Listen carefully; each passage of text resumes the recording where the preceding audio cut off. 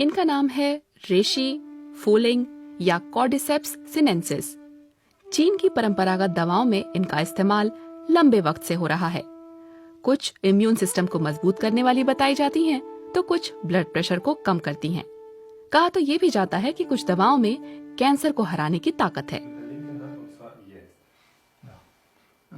हालांकि फंगस के औषधीय गुणों को अब तक क्लिनिकल टेस्ट में नहीं परखा गया है, लेकिन नेचुरल मेडिसिन से इलाज करने वाली क्रिस्टीना बुएलोव-सार्टोरी को इन पर यकीन है।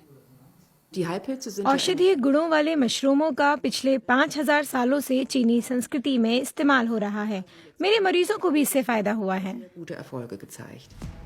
क्रिस्टीना ने इस शख्स का इलाज हेरिसियम फंगस से किया। 8 साल तक फ्रीड्रिश वाल्शर डायरिया से पीड़ित रहे। जब भी वे सॉस, मसाले या मीठा खाते तो पेट गड़बड़ा जाता।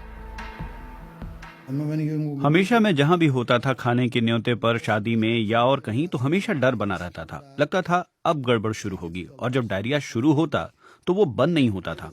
ऐसा लगता था जैसे मैंने पेट खोलने वाली कोई चीज खा ली हो। थेरेपिस्ट को शक हुआ कि फ्रीड्रिश की आंतों में लैक्टिक एसिड बैक्टीरिया की कमी है। उन्होंने मल की जांच कराने को कहा। इस बीच थेरेपिस्ट ने उन्हें आराम देने के लिए मशरूम को पाउडर के रूप में लेने को कहा। हेरिसियम आमतौर पर आंत के पाचक बैक्टीरिया के लिए अहम है। इसमें बहुत मजबूत रूप से एंटी इन्फ्लेमेटरी और पुनर्निर्माण के गुण होते हैं। आंतों की झिल्ली को इनकी जरूरत होती है, और साथ ही साथ इस मशरूम में पाचक तंत्र को शांत करने के गुण भी हैं।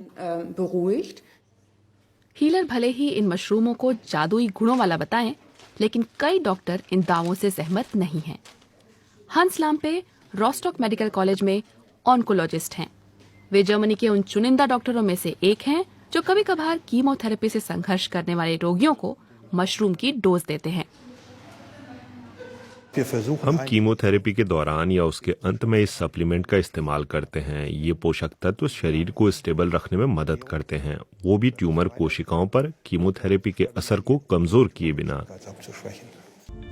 लाम्पे को उम्मीद है कि भविष्य में ऐसे मशरूम से निकाले गए तत्वों से वो मरीज की ट्यूमर कोशिकाओं पर हमला कर सकेंगे, लेकिन ये रिसर्च अभी शुरुआती चरण में है।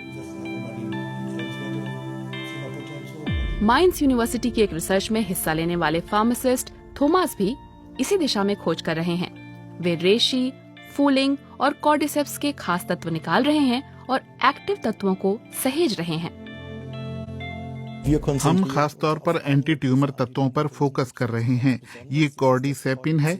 कॉर्डिसेपिन कॉर्डिसेप्स सिनेंसिस से मिलता है और ये ट्यूमर कोशिकाओं को मारने में इस्तेमाल हो सकता है।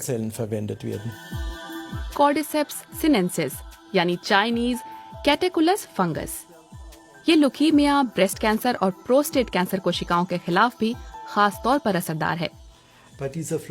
फ्लोरोसेंट माइक्रोस्कोपी के जरिए आप आराम से ब्रेस्ट कैंसर की हरी साइटोस्केलेटन सेल लाइन देख सकते हैं।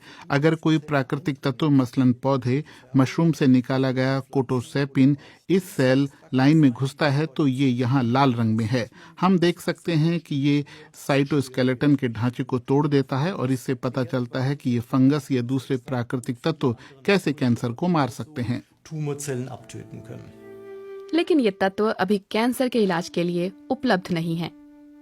किस फंगस की क्या औषधीय शक्ति है, इसके बारे में अभी और रिसर्च की जरूरत है। लेकिन एक बात तो साफ है कि मशरूमों में सेहत को फायदा पहुंचाने वाले गुण जरूर भरे हुए हैं।